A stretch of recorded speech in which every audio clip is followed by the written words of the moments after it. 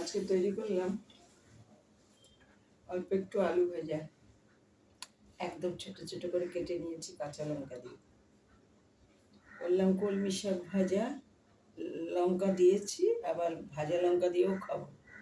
আর করেছি চাল কুমড়ো আর কুমড়োর খোসার ছেঁচকি, ওটা একটু ভাপিয়ে নিয়েছি, তারপরে একটু নুন মিষ্টি হলুদ দিয়ে একদম ভাজা ভাজা একটা ছেঁচকি হয়ে গেছে।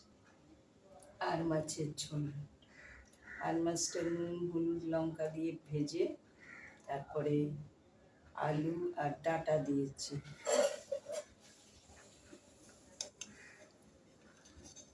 আলু আর ডাঁটা ডাঁটা দিয়ে ঝোলটা করেছি, গরম বলে ঝোল করেছি।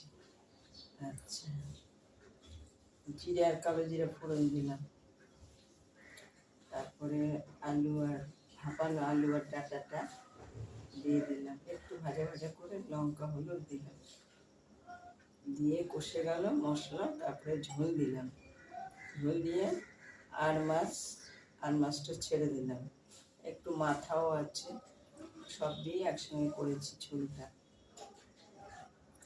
আর নামাবার আগে ভাজা জিরে আর গরম মশলা দিলাম।